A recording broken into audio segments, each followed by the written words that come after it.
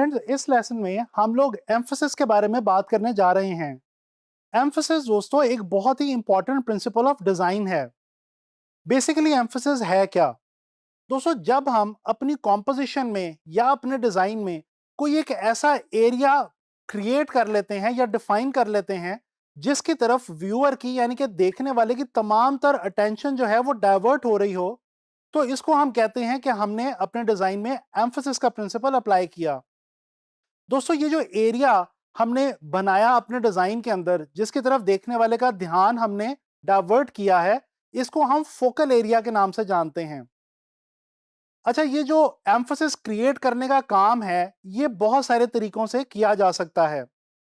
ये मैं आपको बाद में बताऊंगा। पहले मैं आपको ये बताता चलूं कि हम एम्फेसिस के अंदर जो फोकल एरिया क्रिएट करते हैं वो एरिया होना चाहिए जिसमें हमारे डिजाइन का जो मोस्ट इंपॉर्टेंट पोर्शन है, यानी कि हमारे डिजाइन का कॉन्सेप्ट या थीम, वो उस पोर्शन के अंदर उस एरिया में लाई कर रहा होना चाहिए, यानी कि वो वाकई में हमारे डिजाइन का इंपॉर्टेंट तरीन एरिया होगा। अच्छा, इसके साथ साथ एक और अहम बात मैं आपको यहां पे बताता चलूं। आप लोगों ने एम्फेसिस क्रिएट करते हुए हमेशा ये बात याद रखनी है कि एक डिजाइन के अंदर एक से ज्यादा फोकल एरियाज नहीं होने चाहिए, क्योंकि अगर हम मल्टीपल फोकल एरियाज अपने डिजाइन के अंदर क्रिएट कर देंगे तो जो देखने वाला है यानी कि हमारा जो व्यूअर है उसकी आई डिस्टर्ब हो जाएगी और उसको बिल्कुल समझ ही नहीं आएगा कि मैंने पहले किस चीज को देखना है और फिर उसके बाद किस चीज को देखना है। बेसिकली ये जो एम्फोसिस का जो प्रिंसिपल है, इसके जरिए हम व्यूअर की जो आय है उसको ट्रैवल करवाते हैं अपने डिजाइन के अंदर बहुत आसानी के साथ। तो चलें अब बात करते हैं उन तरीकों की कि जिनके थ्रू हम बेसिकली अपने डिजाइन के अंदर एम्फोसिस को क्रिएट कर सकते हैं। दोस्तों, एम्फोसिस आम तौर पे डिजाइन के अंदर कॉन्ट्रास्ट के थ्रू क्रिएट किया जाता है।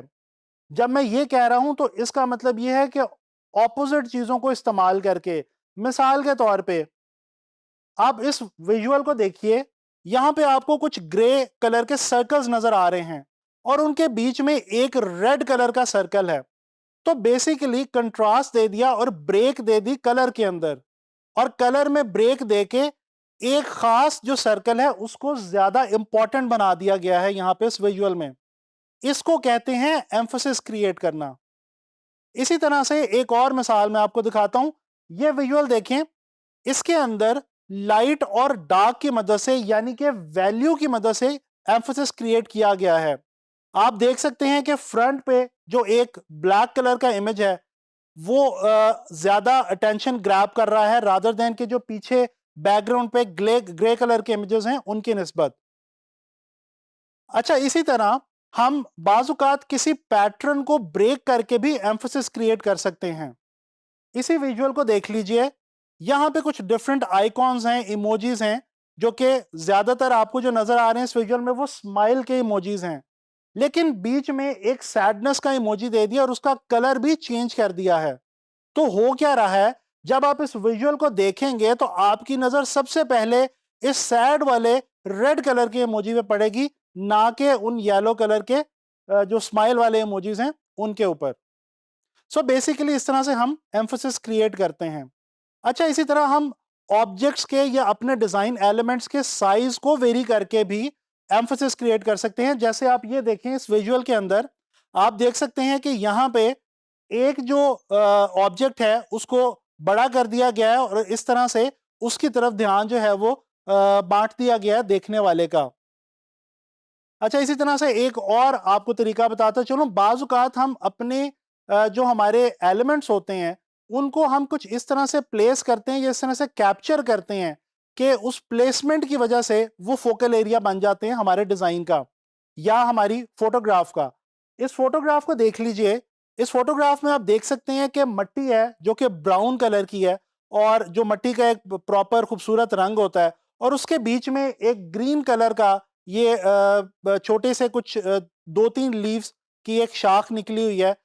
एक छोटा नौजायदा पौधा जो है वो निकला हुआ है, और ये जो ग्रीन है इस ब्राउन के बीच में ये थोड़ा सा आइसोलेटेड फील हो रहा है, और इसकी प्लेसमेंट कुछ इस किस्म की है कि इसकी प्लेसमेंट की वजह से ध्यान जो है वो पूरी पिक्चर के अंदर, पूरी फोटोग्राफ में डायरेक्ट इसी की तरफ जा रहा है।